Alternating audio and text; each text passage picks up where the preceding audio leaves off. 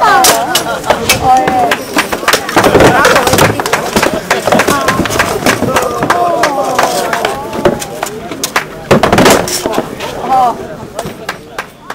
Arūnas Bugvilionis, senovės baltų kovų brolijos Vilkatlakai viršaitis.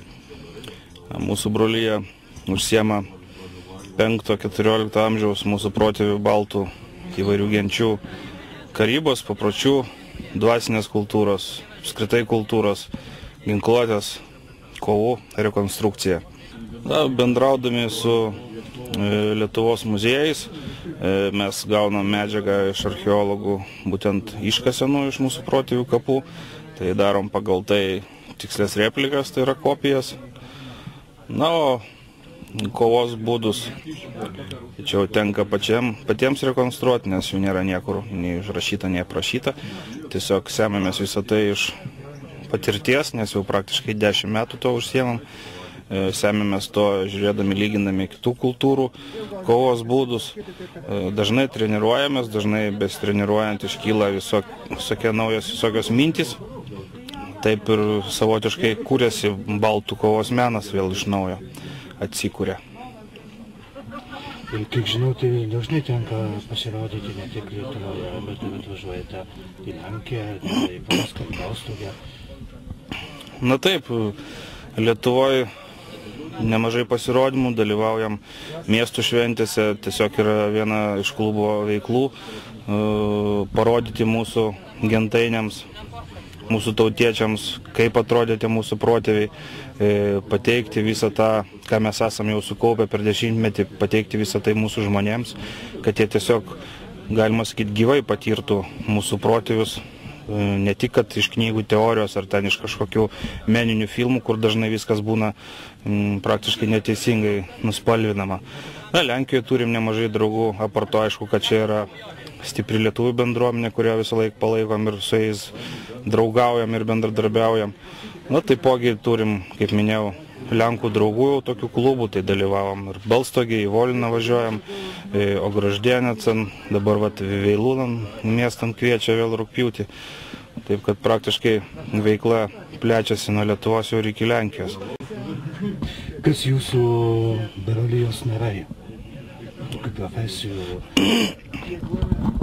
Na, brolijos nariai iš tiesų įvairiausių yra profesijų, nuo paprastų darbininkų, ūkininkų, iki aukštus mokslus baigusių doktorantų, paprastų menininkų, iš tikrųjų labai platus spektras profesijų. Bet galiu pridurti, aišku, kas yra savotiškai įdomu, kad nėra ko gero nei vieno istoriko. Mes visi esam entuziastai, tiesiog patys to besidomintis, besistengiantis tuo domėtis kaip įmanoma rimčiau.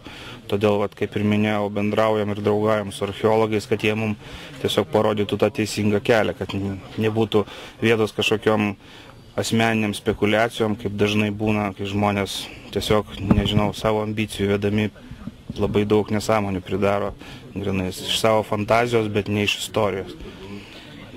Ar daug laiko reikia skirti treniruotėms? Na, norint rimtai pasirodyti, tarkim, užimti aukštas vietas viduramžių turnyruose, ne tik Lietuvoje, tarkim, užsienį, priimti, tarkim, atskiros šalies taisyklės.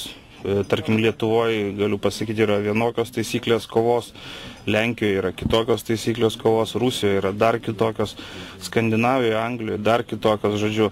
Tai važiuojant į tam tikrą šalį su tikslu nugalėti, o tai yra, aišku, ir pristatyti savo šalį. Tiesiog reikia priimti jų taisyklės, o tam reikia tikrai, norint pasiekti gerų rezultatų, reikia daug treniruotis.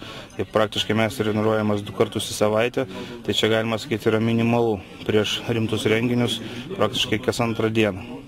Ar daug tokie turi savo rėmėjus, kurie paremia, kad tai kainuoja, ir ginklai, ir išvažiavimai? Na ne, iš tiesų viskas daroma pačių, tokių klubo rėmėjų nėra. Na, tarkim, mes organizuojam Lietuvoje viduramžių festivalius, rekonstrukcijas. Tai vienas toks yra Polė, rugpjūčio pabaigoje vykstantis Vikingų epochos festivalis, kur beje atvažiuoja nemažai ir Lenkų mūsų draugų. Žodžiu, tai Kitas festivalis, šiemet organizavom Dubingėse, tai buvo Lietuvos karybos istorijos festivalis. Ten pristatėm nuo 5 iki 19 amžiaus Lietuvos kariuomenę, kaip atrodė. Praktiškai suvažiavusi Lietuvos kariniai istoriniai klubai. Tai va, tokiems renginiams rėmėjų dar galima rasti. Tarkim, yra draugų, kurie tokius renginius remia. Konkrečiai mūsų klubo dar, ko gero, niekas nėra parėmęs, viskas yra iš pačių. Mūsų vienas pagrindinių tikslų, tai žmonėm pristatyti tą istoriją, parodyti, kaip ir minėjau, kaip ir miniu per mūsų pasirodymus, kaip maža istorijos pamoka, gyvosios istorijos. Kad žmonės ne tik pamatytų kažkokią tai kovą, kur galbūt jie tiesiog nieko nesupranta, kas čia vyksta. Tiesiog du daužo viens kitam snukius. Jo, o kad ir dar suprastų, kad va, toks ir toks ginklas, kodėl, kaip jis naudojamas. Žodžiu, edukacija yra labai didelis mūsų tikslas, nes praktiškai vienas didžiausių tikslų yra pristatant mūsų protėvių buitį, kultūrą, tai yra edukacija žmonėms visą tai perduoti.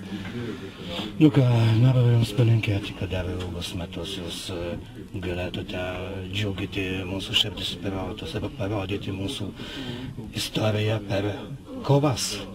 Dėkui, malonu.